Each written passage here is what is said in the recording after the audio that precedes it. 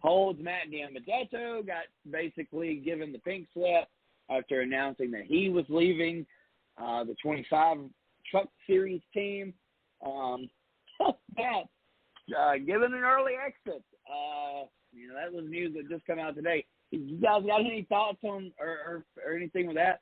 Matt DiBenedetto has not been able to bet on himself and win. I don't know what it is with DiBenedetto. I don't know if he puts pressure on himself or I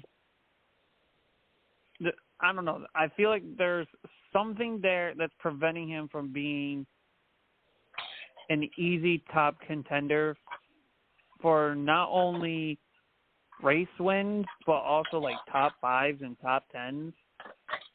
I know the news of him leaving Rackley Truck Series team was kind of a bit of a shock, but he was originally going to leave at the end of the season so he could explore his options.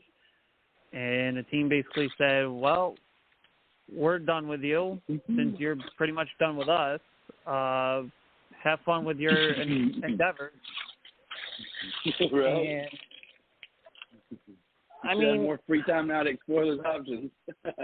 I said this in our group chat. I believe he's got the talent, but I think a lot of what he's going to be struggling with to find a new ride this time is sponsorship dollars. If you look at where he was in Cup, which was Wood Brothers, I forgot where he was before that. Paul Menard right before, or when he was given the Wood Brothers right, Paul Menard hand selected him. But with the Wood Brothers team, they're highly funded already. They already have Menard. They already have Ford Motorcraft. They already had like one or two other big-time sponsors with the team. So DiBenedetto didn't really have to bring much sponsorship dollars with him. Right. And then when he left there to go race in trucks with Rackley, had similar situation with Wood Brothers. They already had their dedicated sponsors to that team. So again, DiBenedetto doesn't bring a lot of sponsorship dollars. Now he wants to go find another team. He doesn't bring the big dollars. So where's he going to go? And what? again, this is where the money comes to bite you in the butt. If you don't come from money or you can't bring a big sponsor, where does that leave you? Out of the sport. Exactly.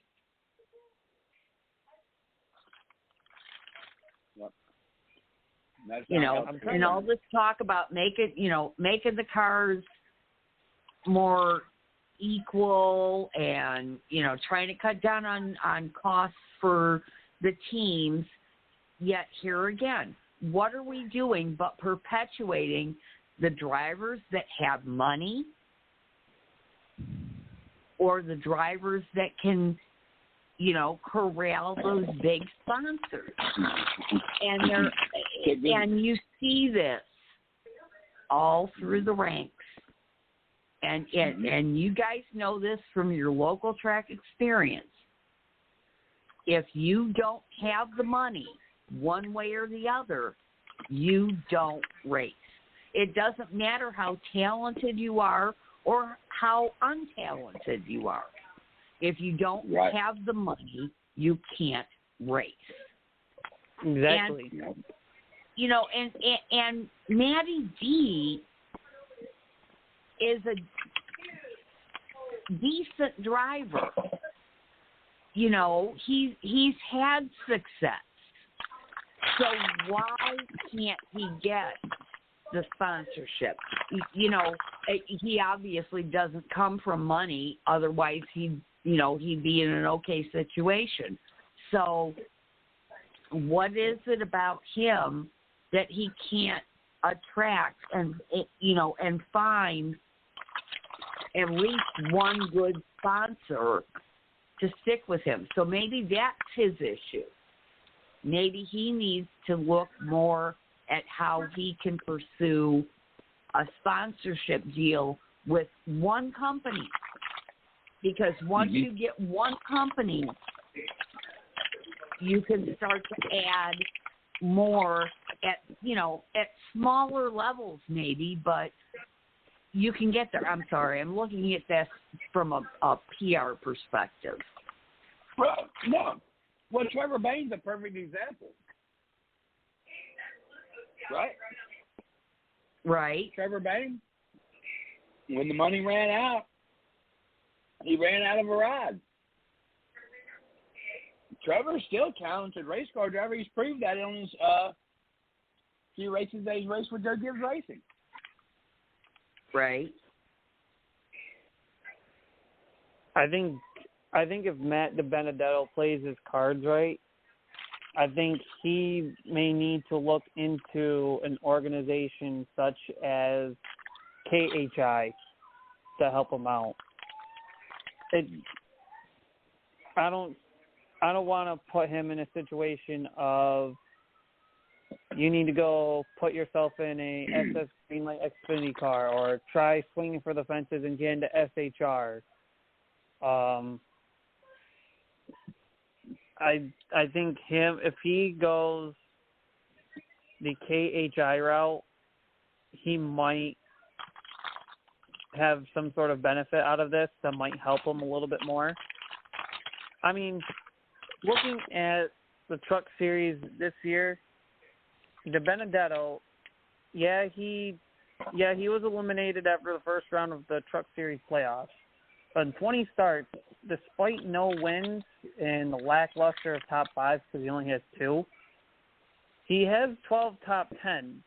So, I mean, most of the time he's a top 10 contender. There's only 2 races he never finished. Mm-hmm. And that tells a lot about a race car driver, right? So he's sitting about in the 80 to 90 percentile in terms of running up front laps and not finishing races. Mm-hmm. Or I should say finishing races versus not finishing. Mm-hmm. Like I said, he's a decent driver. He's a great guy. But he is at least a decent driver, as opposed to some of those who sit towards the back of the pack all the time. You have characters. So go ahead. You have characters like Carl Edwards, and you have characters like Russell Wilson from the Denver Broncos. People love to cut up on him. They always said Carl Edwards had a fake smile. A lot of times drivers are pinpointing. Parker Kligerman, people didn't like Parker Kligerman in the beginning. If Matt DiBenedetto were to take the broadcasting side, people like DiBenedetto. There's enough people that like DiBenedetto to calm the other people down, right? Do you think that would be a step in the right direction for just kind of improving, obviously, that relationship from the PR side? Because one thing about DiBenedetto is it seems to be that he's had a loud exit almost every organization that he's left. It was a loud exit at Wood Brothers. It was a loud exit at Go Fast Racing. It was a loud exit from BK Racing. It's a loud exit from this one. So maybe he needs a little bit of broadcasting or being on that side of the fan side to make to help Parker Kligerman get back into a full-time ride. It's also helped Trevor Bain on a part-time ride. I was just going to bring that up. So yeah, you've got a point there, Chris. Maybe that's something he needs to do to get his face out there more. He's got a good fan base, So let's build on that. Mm-hmm. And you're right. Mm-hmm. I mean, look, Parker, made it all the way into the playoffs. So.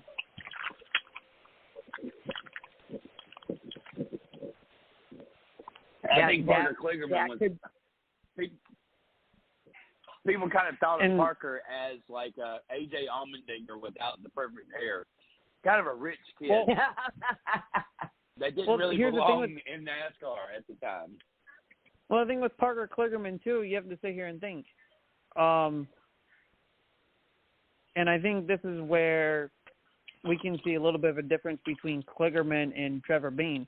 Kligerman's got a full-time ride on a lower-budget team with that Big Machine Record team or whatever they're named. But Trevor Bayne, he has a part-time ride, but he's working with a more well-known veteran team in Joe Gibbs. Mm-hmm. One's a part-time, one's a full-time. I'm sure the same money was spent. But they're both driving.